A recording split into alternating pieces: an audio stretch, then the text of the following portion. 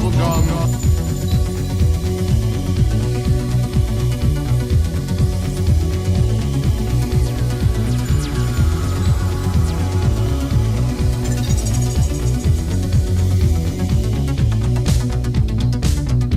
You're listening to Hear the Chew Bubblegum, recorded from a secret location in the city that moves mountains.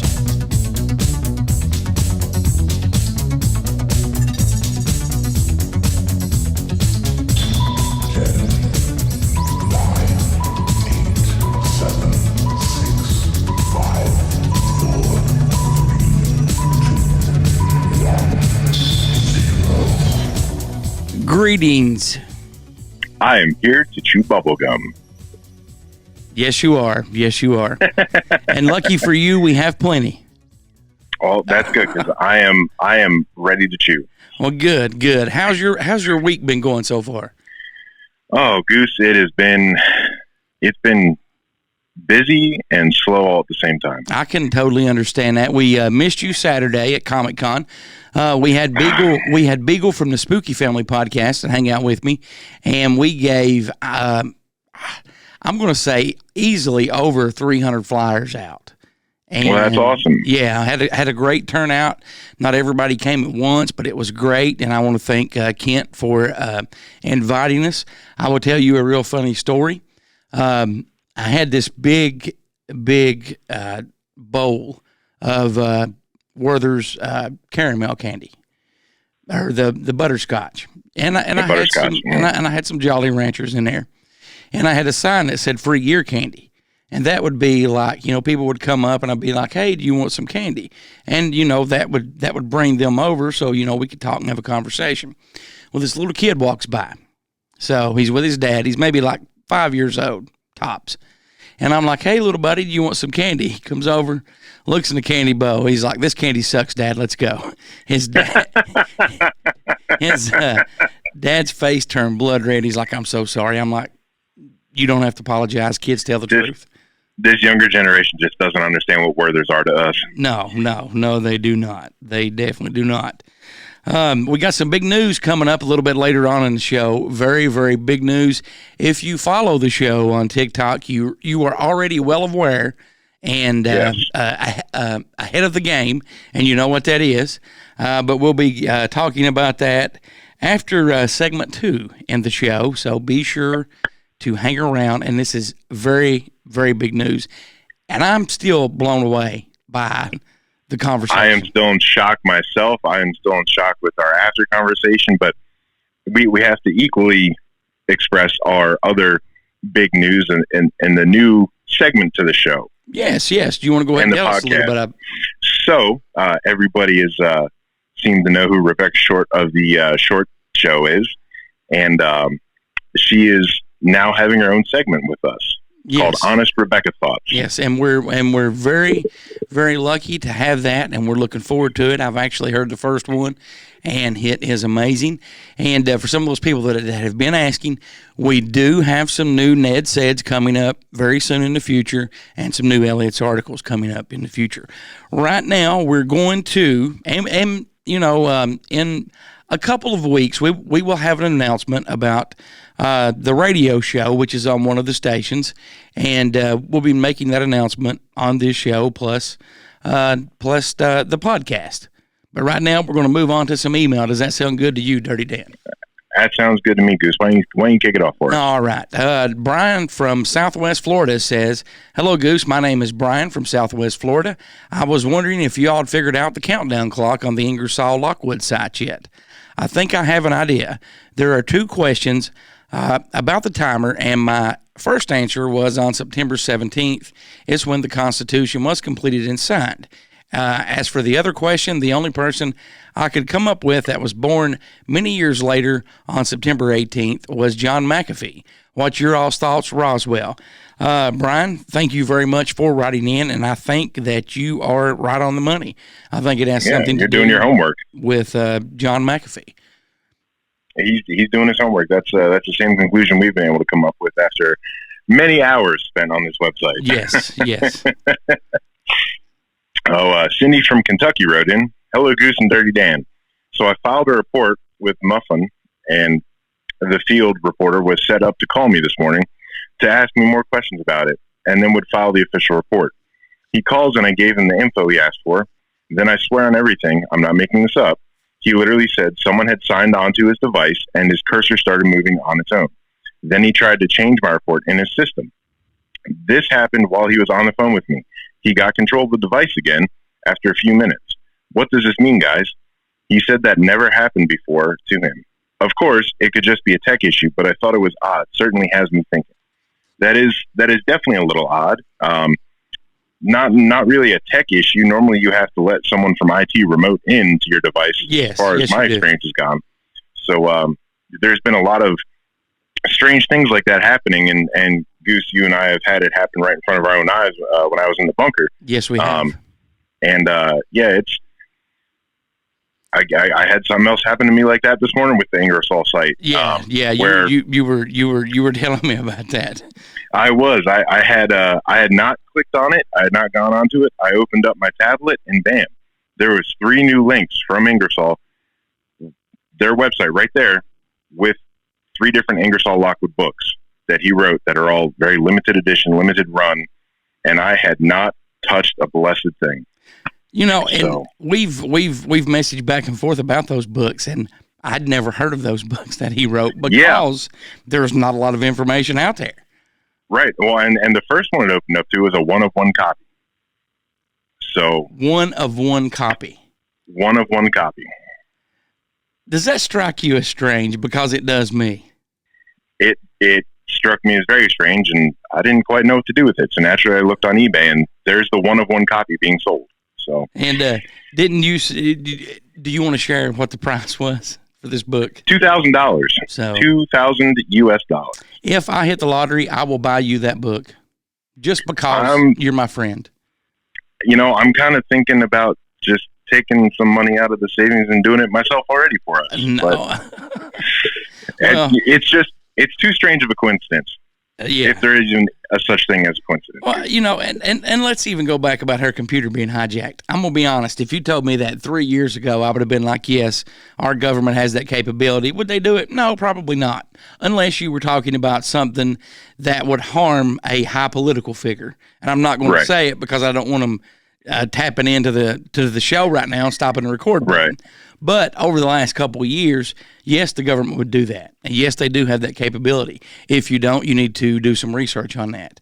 And coming up on the podcast show within the next couple of weeks, I've actually stumbled across, and I've not got a chance to talk to you off air about this, it's not really anything big on the surface, but it's about some government computer programming and so forth, and like a secret network that's been set up. And, maybe related to a certain individual that's related to the clock? I think it's related to everything because it's kind of connected. Yeah. And that's what I was going to talk to you about before we started the show, because I told you there was one more thing, but I forgot it. That's what it was. Continuing right along with some email, Reed writes, "Hey guys, any new UFO news or anything to do with the cosmos, or maybe a close encounter story? Keep the ear candy coming, Roswell." Thank you very much, Reed, for writing in. As of right now, we do have a article coming up that we will be talking about in just a little bit. I'm in segment 1. Yes, we will. And I will be honest. I'm always honest with our listeners. I have not had a lot of time since Sunday to do a lot of research like I do. I just basically had some stories that I'd found that one of them I'd had for quite a while, the one in Kentucky that we'll be talking about in segment 2. And the first one popped up to me in a newsletter, and I read a little bit about it. And I want to apologize, but later on in segment 2, you will realize where our focus has been the last couple of days. Correct? Okay, correct. So the next one's yours there, my friend. Yes, we have Adam from Indiana writing in saying, "Do you guys think that it will finally be publicly acknowledged that ET life exists by 2030? That's a tough question. Well, if you recall, just a few short little months ago or weeks ago, yes, there was supposed to be a report that was already published. Yes, there was. So, judging by how that went, I'm going to say unofficially yes, officially no, just as always. I'm going to say I hope that there is, and I'm going to look at the glass half full and say yes, yes. And I'm going to think positive. I hope that there is. So, I mean, that's 9 years away. A lot can happen in 9 years. And a lot can also not happen in 9 years. And if you've noticed, and I'll go back to Sunday, and we'll be talking about that a little bit, the guy we talked to mentioned the year 2030. And if you do some research on anything, there's a lot alleged to have happened by 2030 or in the year 2030. So I'm keeping my fingers crossed. I hope we do get disclosure. You know what else I'm picking up about 2030?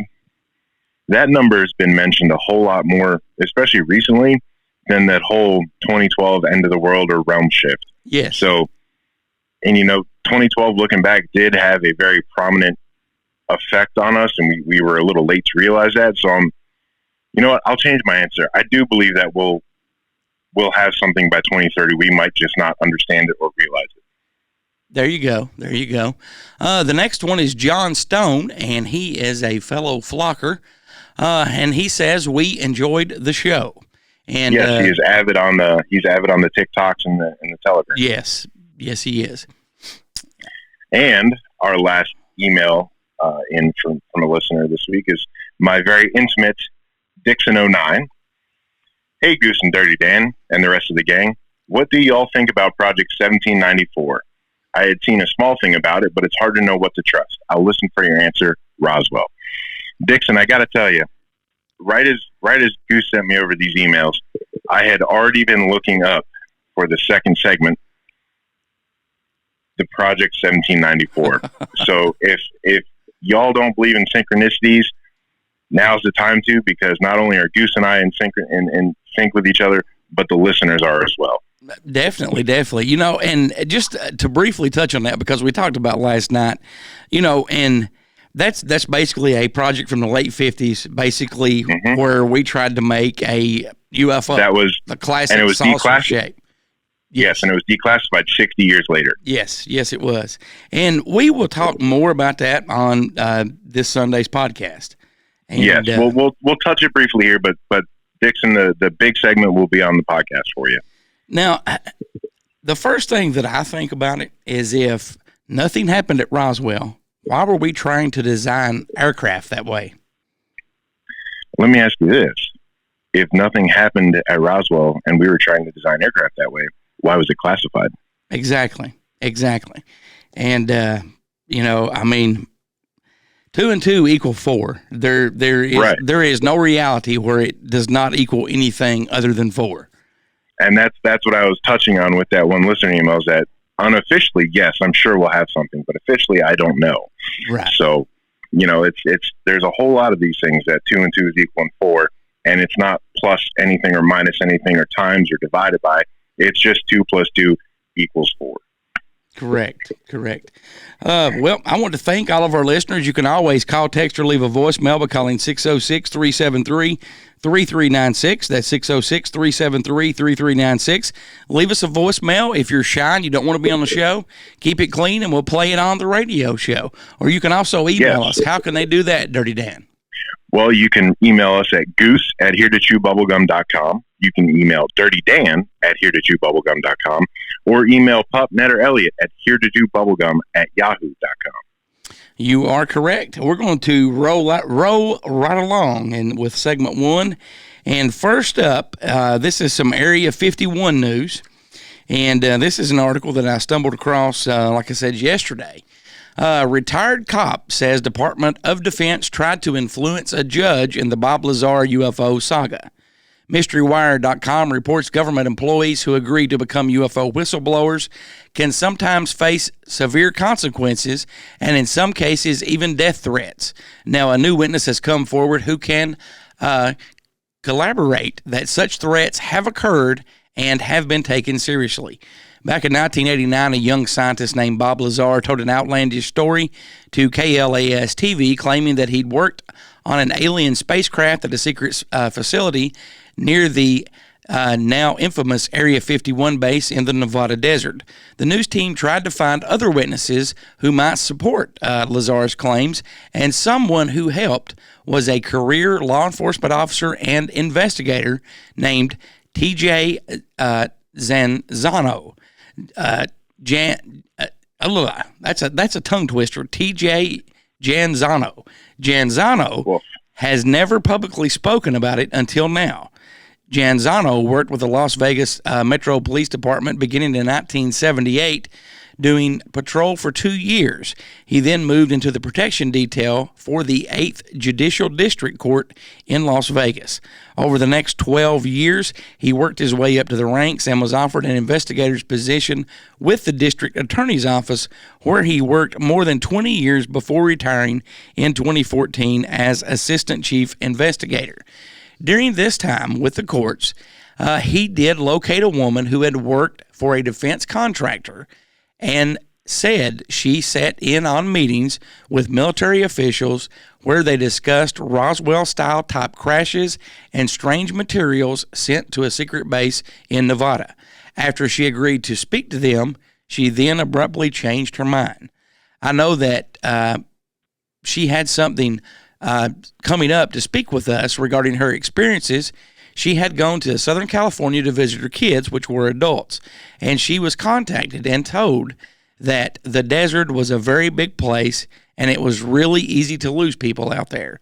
And she shouldn't be talking about anything, and that she had already signed a non-disclosure agreement to begin with. And they just made it really convenient to shut her up, or something was going to happen to her. In an exclusive interview with Mystery Wire, Janzano reveals his side of the Bob Lazar story, including the search for Dennis Marinara, Bob Lazar's supervisor at S4. To read the entire article for yourself or for more information, check it out over at MysteryWire.com. Now, to me, that article, I don't know how familiar you are with the Bob Lazar story. I'm pretty sure you're well aware of it and what the claims have been. Yes. To me, by him coming forward, he has nothing to gain. I mean, right. And he wouldn't speak about it until years later. If the government or the Department of the Defense was not trying to stop Bob Lazar from making his claims, or, I mean, to me, that says it's real. Everything he said was real. And I've even said that before because he made claims about the elements that didn't exist. And I think I can't remember the element number. It might have been element 114, but it does exist. It was added to the element table, the periodic table. Yes, in maybe 2012 or 15, maybe earlier than that. It was while I was still in grade school. So okay, it was the early mid 2000s. Okay, yeah, it was 2005.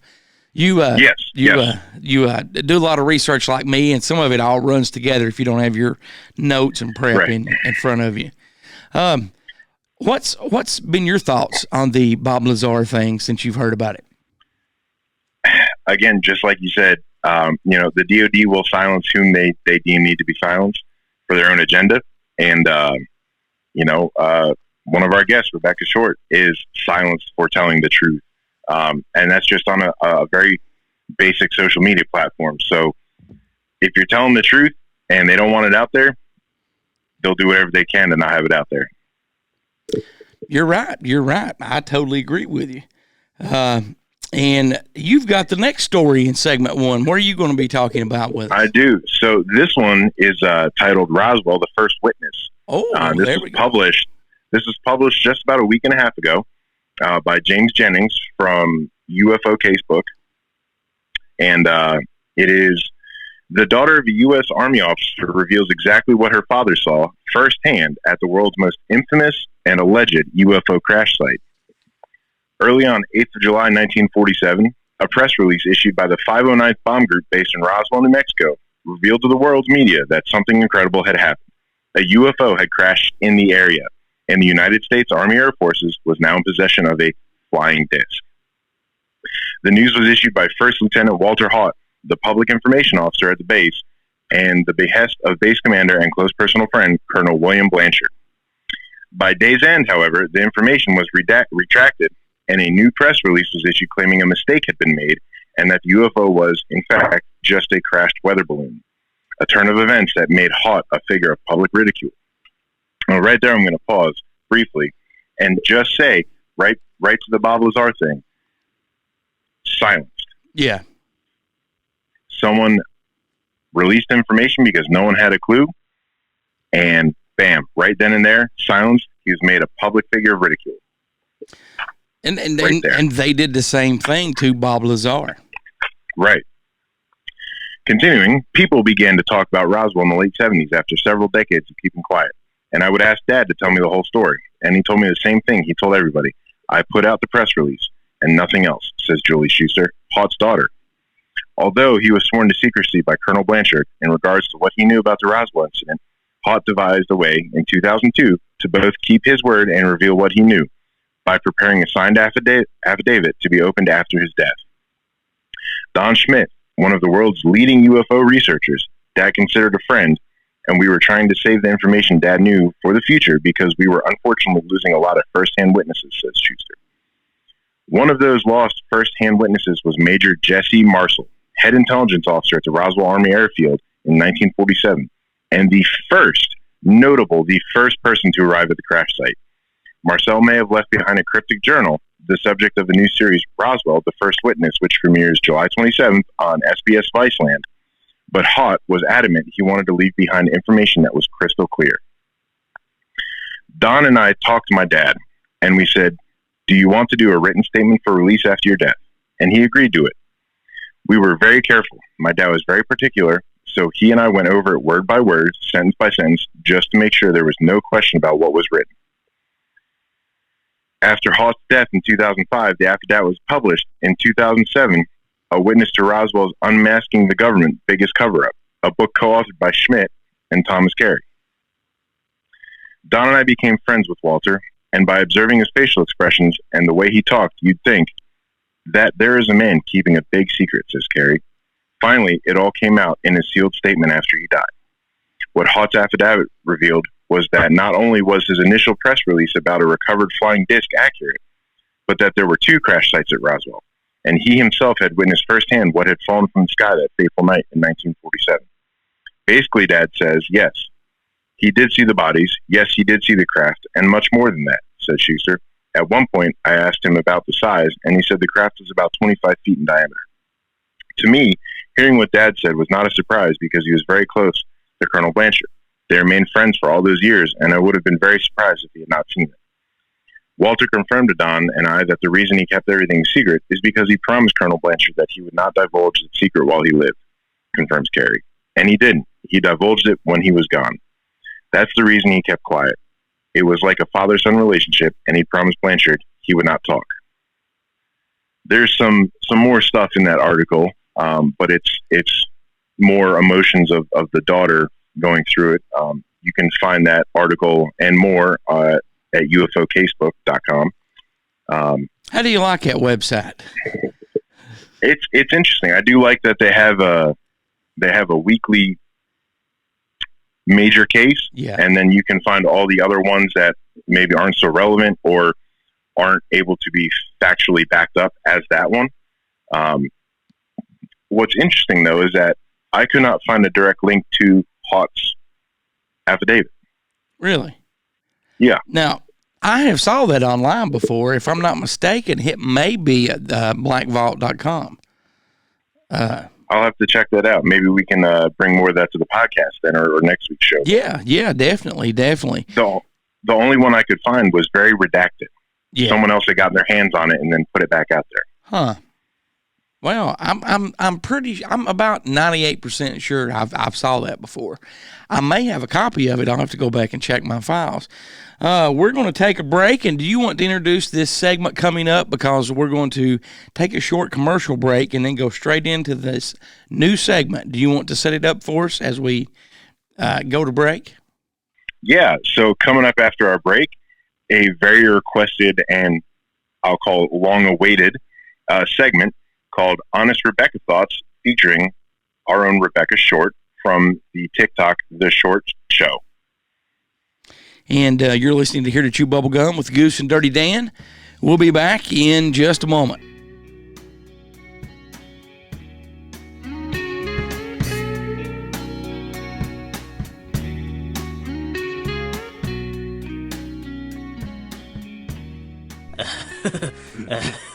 Goose, Dirty Dan, and Pup. Give the guys a break. They're not that bright. It's now time for Honest Rebecca Thoughts. Ladies and gentlemen, we have a very special guest here for a new segment of the radio show called Honest Rebecca Thoughts. Please welcome Rebecca Short. Thanks so much for having me. This is awesome. How are you doing today? I'm doing all right. I'm off all my bands, so I have full speaking privileges now again.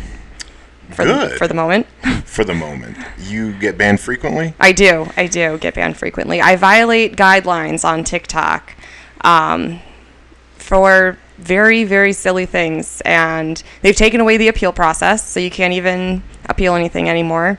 And yeah, so that's why I started doing the telegrams and the Zoom calls so that we can't get canceled. And now I have this opportunity on the radio show, which is awesome. So thank you. You're very welcome. You've been highly requested. Oh, really? Yes, by many listeners. If you go back and listen to previous shows or podcasts, generally every email batch, there are multiple people asking for Rebecca from the Short show. Right. Yeah. We can't even say my full name on here. That's why I have a little censor button. So tell me, what are some of your honest thoughts? What is exciting about this for you? I think just the fact that I can speak freely to a point. I mean, I'm not allowed to swear, which is a little difficult, but I'm working around it. Most of your stuff is definitely R-rated. Yeah, 18 and up on the 21 and up. 21 and up. Maybe 30 and up. Well, you are part of the Telegram groups, aren't you? Yes, I am. And if you guys are looking for access to that or to become part of the flock, which is, we call everybody flockers, a flock of flamingos is called a stand, which is super fitting. And because you're taking a stand? We are, yeah, okay. We are. But all of the information can be found on the Here to Chew Bubblegum website. I believe my stuff is linked in there. Under Friends of the Show. We have your website and your link tree. The link tree is a gold mine. What is on there? Everything. Everything? Everything. Everything. If you're looking for something that involves something that I'm talking about, it's on the link tree. I have a link to another link tree actually, and that has all of my research in it. So that's all of your research. What is your research on? The Great Awakening map, all of the lies that the media has been pushing out, the other half of the narrative. There's two sides to every story, and I like to look at both. Okay, that's fair enough. And don't you have a saying about that you like to say? I do. If you can't argue both sides, then your opinion is uneducated. Oh, it's radio safe. Thank goodness. So tell me where you got your start in all of this. My start in all of this. I'd have to say that the majority of it, like the big pieces, started when COVID hit. And, with talking with my husband, who's a huge history buff, and kind of like filling in some gaps of things that I just kind of ignored during my school years and kind of brushed over, I started doing some deep dives on research, and I mean, they locked us up. What else were we supposed to do? Just sit here? Just go down the rabbit holes. Right? And then I found the Great Awakening map. Or it found me, I guess. And that has over 800 points on it of all sorts of different rabbit holes and rabbit holes within the rabbit holes. So that's like, it just kind of fell into my lap along with a lot of other things. And I just feel like I'm on the right path. I'm on my journey. This is my purpose. And when you started the Telegram with that, what brought that about? Was that strictly from TikTok's corrupt guidelines? It was that. It was my direct messages getting banned. It was sending out multiple of the same thing. I'm like, it was getting so big. There were so many people that were looking for other like-minded people like myself that were talking about all of this stuff and wanted to come together. And I was like, there has to be a better way to do this. And then I had a flocker recommend the Telegram app to me. Now, I deleted it twice because I messed it up real bad and I had to start over. So don't feel bad. It's a little bit intimidating when you come into it at first. But it has been amazing. And it's really cool to stand back and see the relationships and stuff like building with other flockers. And how many of these flockers do you have now? I think in the main hub, which some of them are not in all of the groups because all of my content is split up in about 12 different groups. Each topic has a different category or a channel, whatever you want to call it. But I think total there's like almost 2,000 people in the hub. In Telegram itself? In Telegram itself. And what about your following on TikTok? Which account? Both. There's around 82,000 on my original account, which I kind of gave up on and is just more of a backup now. And then it's a backup to your backup. It's become the backup to the backup, and the backup's up to about 48,000, I believe, the last time I checked. So that's growing rapidly. It is. Yeah, there was a couple videos that went viral that I don't even know why they went viral, but they did. But at least it's getting people to my page. And what exactly was the first viral video of yours? I don't know if I can say that on the radio. Why? Because it's... Was it Why do you do this to me? Was it the fake urinating in a horse stall? It was. That's what made you go viral? The first time, yeah. The first time? So you've gone viral several times? Yeah. Okay. What's another key one? The most recent one that's going viral is just me lip syncing to Tom McDonald because somebody said he was trash. So at the end, I said, well, wait till the end. And then at the end, I was like, I just made you listen to 60 Seconds to Tom. So that's going viral for some reason. It's amazing what the internet loves. TikTok humbles you real quick. Like, you'll spend hours on a video and you'll be like, this is the one, this is it. Nowhere, nothing. And then you do something like simple like that and it blows up. So would you say you are shadow banned quite frequently then? Yes. Which is a form of censorship. It is a form of censorship. And it's, I know that because I look at the analytics, I look at the numbers, I look at like the back end of things. And when there's 40,000+ followers and my videos get 90 views, you know that something's up. And when I have flockers come to me and say, oh my gosh, I haven't seen you in so long. Where have you been? Like, nowhere. TikTok's just hiding me from you. I am sorry. It is what it is. That is the internet. I just scream louder. So. Unfortunately, you're not a underage girl doing provocative things. So. Right. Speaking the truth will get you shunned very quickly, it seems. Which is kind of cool that not only do we have you here, but coming up shortly, we'll get to hear a teaser of a very special guest as well that we've inquired on, which is... I do know about that special guest. You do know about that special guest, and it deals with Ingersoll Lockwood, the website, and maybe the man. So that'll be coming up in a little bit. What's something else that you want to talk about and spread awareness to now that you have gotten your own segment here? I think the biggest thing is just being able to set aside the differences and coming together as one and realizing that we all have a common goal and that the little details don't really matter and that you need to just lead with love and light and focus on returning to source and being happy and just forgetting about all of the other insignificant things that just cause fear and lower your vibration. Flags. The false flags, yeah. Okay. Do you think it's fair to say that, how do I want to put this to you, that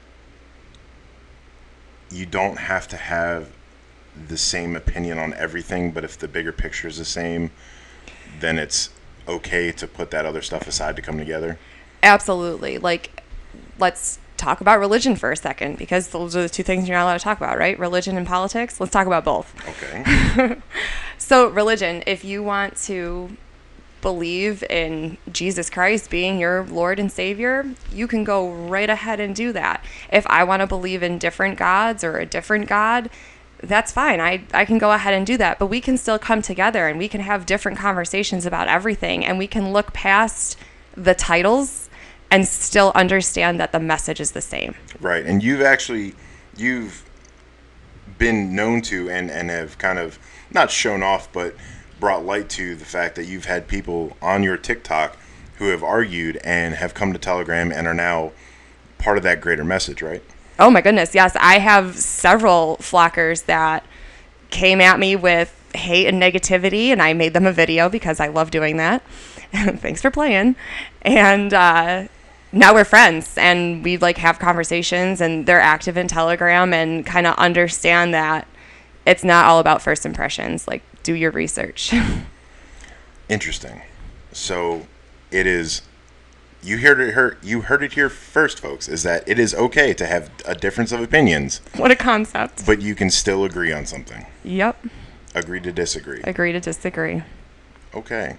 Do you have any other closing thoughts you'd like to share? Probably none that I can say on here. Save it for the podcast. You got it. Yes. All right. Well, folks, that'll wrap up the first Honest Rebecca Thoughts segment. That is her intro. She is here to stick around. She is definitely part of the Here to Chew Bubblegum family. And we thank you for listening to this portion of the show. And please, by all means, you can call or text or email in to 606-373-3396, Goose at heretochewbubblegum.com, or Dirty Dan at heretochewbubblegum.com, or email Pupnet or Elliot even at heretochewbubblegum at yahoo.com. If you have any special requests or topics you want her to talk about, please do one of those channels, and we'll catch you next week. You can always contact Rebecca for questions, segment ideas, or if you have a topic you want her to discuss. Rebecca at heretochewbubblegum.com. Segment 2, we're going to talk. You're going to talk about Project 1794, and then I'm going to talk about a Kentucky. I guess not project, a Kentucky theme, maybe. Phenomenon. A Kentucky staple of local phenomenon. There you go. That was featured on Unsolved Mysteries in the mid-90s. So, yeah. Dirty Dan, without further away, I present Project 1794 with our friend Dirty Dan, the Barbecue Man. Security warning. This document is intended solely for the recipient and such persons as have been delegated to use it in the course of their duty and may be used in connection with work performed for or on behalf of the United States Air Force. The transmission, unauthorized retention, destruction, or the revelation of its contents in any manner to any unauthorized persons is forbidden. Failure to comply with any of the above instructions is an infraction of the Canadian Official Secrets Act and is a violation within the meaning of the United States Espionage Laws, Title 18, USC Sections 793 and 794. This copy has been issued by Avro Aircraft Limited, Malton. That is the opening to the Project 1794 Program Planning Reports Extension Program. That was written in April of 1957, and yet the project started in February of 1957. Project 1794, for those that are not aware of what it is the United States Air Force, and I'm sure other entities, project of creating and using their own flying saucer or flying disc technology and making their own UFO or UAP. They go over a plan view and section through the aircraft, the cutaway of aircraft structures, turbine and the compressor assembly, the AS Viper engine installation, flame tube and final nozzle assembly, flow distributions, work charts, schedule charts, proposed 1/12 scale transition models, meaning they actually had little models they tested, 1/6 scale models in wind tunnels, all sorts of different size scales, moldings and models that they made to try and figure out how to make our own UFO. This was declassified in 2001, though it it seems that it was fully disclosed in 2012. And what I find most interesting about this is that it failed so badly, but then we have another test plane from the Cold War era called the Flying Pancake that was identical to this, except it had two propeller-driven engines on the front of it. The summary of this is it details a planned program for the further development of the Avro Aircraft Limited VTOL aircraft concept, designated Project 1794, with accompanying cost estimates and scheduling. The program is prepared in accordance with an initial statement of work dated 18 December 1956, as revised 11 February 1957. Exhibit 1 is the work proposed parallels the private venture construction of a flying prototype presently being undertaken by Avro Aircraft Limited and data obtained from the latter program, as and to the extent called for in the above exhibit, will be reported as part of the USAF program. A consolidated work chart in Section 8 of this report illustrates a tie-in between the company program designated PV-704 and that of the United States Air Force. It goes to talk about the development of the program and its total statistics, its weight, its fuel capacity, its thrust, all of how tall it is, how wide it is, the capacity, and being that you can see or see me on here, Goose, I don't know if you've seen too much of this, but it sure does look like a flying saucer. Oh, yes, it does. And, and you can even research Project 1794 and find the patent number and go and find the patent for this. Almost looks a little bit like a Star Wars thing. Yes, it does. And it makes you wonder where they came up with that idea. And I do not find it odd at all that the Navy was in charge of this, the U.S. Air Force, the Navy, because it seems like the Navy is in charge. And I've always wondered, and if any of our listeners is former military, please write in if you can answer this. Why is the Navy always seem to be in charge of these projects and so forth? Because to me, now that we have a Space Force, looks like the Space Force would be in charge. Now, and I do realize this was in the 50s. We didn't have a Space Force. Well, that would fall under the Strategic Air Command staff. Yes. Well, we actually did have a Space Force, but it wasn't officially called Space Force. Right. That was also under SAC. Yes. But, have you ever wondered, or do you have an answer why all these fall under the Department of Navy? So my personal belief is that because, it's the chair force, as people like to call it, that don't do the real work. The Navy, however, I guess can be deployed literally at any given spot in the world, whether it's land or sea. Okay. So I think that the Navy has ties to it, because if the project does succeed and they do want to use it, it will have to have adaptations for land and sea, both landing and takeoff. That definitely makes sense. But, and I've always wondered that, we read a story several months ago about the U.S. Navy that had filed a patent, I think just a few years ago, on a new supposed technology. And it was similar to the TR-3B, but it's a different patent number. And the way I understand it, if you file for a patent, you have to have like a working model of. Yes, it has to be a working representation of. Yeah, so which can be either a scaled model, which is why they have 13 or 14 different scales of this, because if they create something small, they can patent it, and then they can go ahead and blow it up in the outline. Right. And, and hopefully this is not off topic. It still amazes me how many people do not realize what the TR-3B is. And for those of you that don't know what I'm talking about, if you've ever seen a picture online of a black triangle with red lights or white lights under it, because they do rotate back and forth. Yes. Some of the pictures have white lights, some of the pictures have red lights. That is, in fact, a U.S. government ship that at one time Gary McKinnon claimed only 12 people in the United States was authorized to pilot that. To fly it, yes. Yeah, and that is the TR-3B. And I even posted a little video with the patent number and some pictures on TikTok. And a guy posted, there's no shadows under that great Photoshop. It's not Photoshop. I mean, it's real. You can find the patent for the TR-3B. And we've had that technology, since the late 60s, early 70s? Late 50s, early 60s. Yeah, you can go back and watch a lot of unsolved mysteries or news articles back then about a black flying triangle. There's no doubt in my mind that was us with the TR-3B, because it popped up in the mid 80s, with sightings and so forth. Well, and what gets me is that this whole Project 1794, the VTOL is vertical takeoff and landing.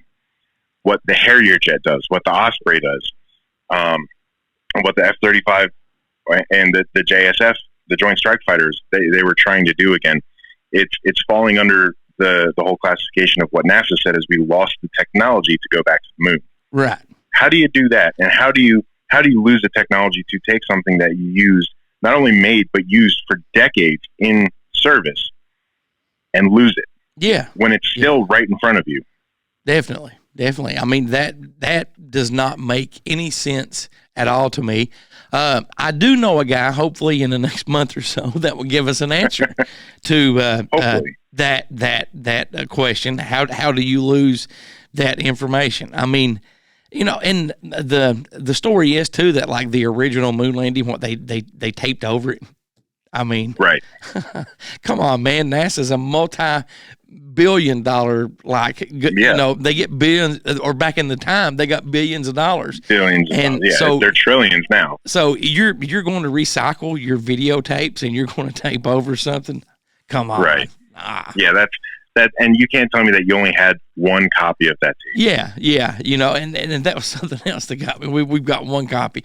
And then there's some people claim if you go to a museum and look at what, because there was different ships. They had the same ship, but this is one that they were going to take to the moon.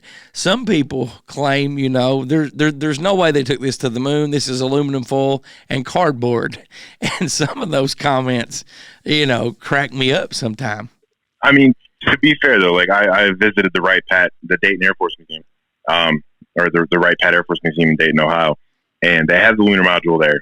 And I mean, if you've been up close, they're not quite wrong. It does kind of look like cardboard and tinfoil. It really does.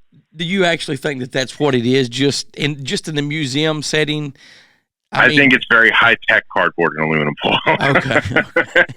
Well, that was like not getting on handguns, but I was talking to a Glock representative once, and I told him, this was back 20-some years ago, and I told him I love my plastic gun, and he's like, that is not plastic. The space shuttle is made out of high grade polymer. That's exactly his exact term, and he gave me a really dirty look when I said I love my plastic gun.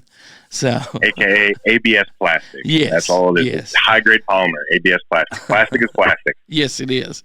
But so you do think that it does look similar to aluminum foil and cardboard? It honestly, truthfully does. One side is gold or gold plated and one side is silver. Now, isn't there something too that there was they had ordered 30 of those or something like that? And there was some of them. I believe it was 29 or 27 or 29, and only 14 had non-fatal design flaws. Yeah, and wasn't there some missing that they never could account for? Yeah, 6 or 7 of them. Yeah, that's I thought I read something online about that. Kind of like those German U-boats. Yes, that are still never been found, unaccounted for. No, some of those, and I was watching something on television last week. And I can't for the life of me remember what it was, but it was like, and it might have been something on Amazon Plus, maybe like Hunting for Hitler or something like that. And they were talking about how, when they got to where they were going, they purposely sank that U-boat. You can't tell me that every one of those that's unaccounted for was purposely sank. No. I do not believe that. Do I think they're still running today? No, I do not. Do I think that they're somewhere stored? Possibly, yes, possibly. And who knows, they could have been revamped and, reused again. I want to talk briefly about the Valley Hill Lights. And if you've never heard of the Valley Hill Lights, this is a phenomenon described as random burst of color to showers of golden flakes. Thousands of people have flocked to Valley Hill in Springfield, Kentucky because of several visions of the Virgin Mary, along with random bursts of color and showers of golden flakes. The first person to have seen the visions was the owner of Valley Hill, Iona Wright, who claims to have seen several different visions for many, many years. On the day Unsolved Mysteries arrived, several eyewitnesses claim to have seen several things in the sky, including strange dots and visions. Others, people say they saw gold on their faces. The most dramatic episode involved a Sunday school teacher, Ann Mudd, and her 8 students on April 6, 1995. One of the girls, Maddie Mattingly, claimed to have seen some strange colors around the sun. Soon the rest of the girls also said they saw strange colors around the sun, claiming it was pulsating. Strange colors and lights appeared on the girls, and their teachers took pictures of them. One of the pictures showed angels around the girl. Another showed what they claimed was Jesus and the Virgin Mary with a veil. Sabrina Ballard claimed that a picture had the name of a deceased cousin on it.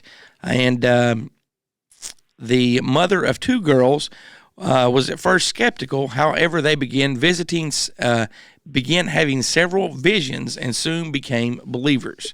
Many people who were first skeptical of the Valley Hill phenomenon have since become believers and having visions of their own. The Valley Hill, Kentucky visions has never been completely explained, but Springfield, Kentucky is located off Route 55, about an hour's drive from Louisville, Kentucky. The woman who owns the land says the miracles are most likely to be seen on the 2nd and 23rd of every month. Regardless of what people see or didn't see, it's quite a retreat in a very busy world. My first question there is, what is so special about the 2nd and the 23rd of every month? Well, the 23rd of a certain month is my birthday, so I mean that. Okay, well, that's the 22nd of a certain month is my birthday. But I mean, honestly, and there was a part in there where a guy claimed that he investigated the photograph, and he claims that. Are you talking about Dr. Joe Nickel? Yes, I am, and he was talking about how it was a cartridge leak, and the tombstone picture was determined that the writing was from a chart that was on the back of the Polaroid. I actually do, years ago, remember seeing this episode on Unsolved Mysteries, and I think I saw it maybe 5 or 6 years ago on a rerun of Unsolved Mysteries. But it first aired October 27, 1995. Yeah. So, but seriously, the 2nd and the 23rd of each month. And that's right from the owner's mouth. Does she need money on the 2nd or 23rd of each month that she wants people to get? Because you have to pay to go there, correct? Yes. Okay. I do believe so. I believe it's $5 or $10 a person. Okay. Well, that's not too bad. That's just, if you've never heard about the Valley Hill Lights in Springfield, Kentucky, do some digging and check that out for yourself, and you can let us know what you think. Dirty Dan, we've got about 5 minutes left, and you know what we are going to play now, don't you, my friend? Is that perhaps a long-awaited first actual interview done with an Ingersoll Lockwood representative? Well, I wasn't going to say that, but you actually just did, so yes. Last week on the show, you heard us call Ingersoll Lockwood and leave a voicemail. We actually did get a response. We are going to play that voicemail for you right now. Yeah, hi, this is Daryl J. Nicky, or DJ Nicky, calling for Goose, or, I'm sorry, I wrote the other gentleman's name down, Dirty Dan. Anyway, I'm calling on behalf of Ingersoll Lockwood. They've gotten your emails, and especially the last voicemail, and they asked me to call back. I'm not directly working for them. I'm running Carbon Capture Shield, one of their projects. I'm also helping Paul Hemphill with the American Education Defenders. Anyway, I wanted to call and answer some questions. You can give me a call back. I'm currently in Germany, so I can give you my Google number, which will ring through to my laptop if I have that tab open. So that number is 407. It's almost 6 p.m. here now, so I might not be available too much longer today, but maybe we can talk later in the week, or I'm happy to appear on one of your shows if we want to schedule that. But yeah, I'd love to. I had to check out with your website. I really like what you guys do, so I'm sure Ingersoll would enjoy me talking to you. I could also connect you with some other people on the board who may be interested in talking. So and they're actually on the board of Ingersoll, whereas I'm just managing one of their sub projects. So anyway, again, my name is DJ or Daryl J, and number 407. And that was it, Mr. DJ Nicky. That was a voicemail he left us. Dirty Dan, what's your thoughts on that? Oh God, I'm still shaking. I'm still in shock. I am enthralled that little old Here to Chew Bubblegum. Yes. Our very pesky and persistent voicemails and emails that were sent finally got the first publicly known interview. Well, when he first left the voicemail, we were together when the phone rang and the show number. Yes. And I'm like, oh, that's the show line. They'll leave a voicemail, because we were actually driving and I couldn't answer it. And I was sitting in the back seat looking forward, and Rebecca looked over and said, well, what's that? And he said, oh, it's the show line. Yeah. We'll let it go to voicemail. So, yeah, and normally that's what we do, because we filter voicemail. We've not played that many voicemail on the radio show because some people like to get a little blue in their language. Yeah. So, yes. But, so it went maybe 45 minutes, and I checked the message, and my mouth dropped when I realized what it was. And I immediately called you guys, and I'm like, hey, you have to get up with me. I have to play something for you. And after I played it for you that first day, because I think I even sent it to you, didn't I? Yes, you did. I listened to it like 10 times. And, so did I. There was only a handful of people who knew that he got back to me because, I didn't want anything to happen. And then we had our questions together. We had everything set up. And this past Sunday, August the 1st, we did the interview at 9 a.m. The interview, unedited, is about 55 minutes. I will go back and edit some parts of it, not to take away anything from it, but just, for sound quality. And, there was a part that he'd answered some of the questions, and we skipped ahead. So, I would definitely go back and do that. But next week, I still can't believe it happened. Next week we will have a longer clip, and I didn't mean to hog the whole time. We've got probably about a minute or something left. So, but that's perfectly fine. I am a man of many words normally, and I'm still just so taken back by it. I mean, the interview was phenomenal. Was and what an absolutely intelligent and delightful man to talk to. Yes, definitely. And we'll talk more about DJ on next week's show, and we'll have another clip, and we'll play part of the interview. Don't forget, fans, you can always call, text, and leave a voicemail by calling 606-373-3396, or they can email. How can they do that? You can email us at goose@heretechewbubblegum.com, or myself, Dirty Dan, at heretechewbubblegum.com, or email Pup, Ned, or Elliot at heretechewbubblegum@yahoo.com. And I want to say special thanks to Carlin for all the voiceover work, CK, Uncle Bill, and the rest of the gang over at deadpit.com. Be sure to check out Justin Perkins of Talk Junkie, and don't forget about Down on the Holler with Jordan and Brad and Seth's Daily Podcast. Also, the Spooky Family Podcast is now up and running. For more information, visit spookyfamilypodcast.com. And if you want to awaken more, be sure to check out Rebecca Short on TikTok. And you have one for us this week, don't you, Dirty Dan? I sure do. Not related to us per se, but this is something that we're going to start bringing to light. Their YouTube channel is called Adventures with Purpose. Check them out. They're always in need of help and donations, and they bring a lot of light and closure to a whole lot of people who need it with only dark and bad times ahead of them. So go give them a check out and a like and a follow, and that'll do it for this week, and we'll see you next week. Until then, so long for now. And I'm not going home. Maybe I'll stay here. Close enough.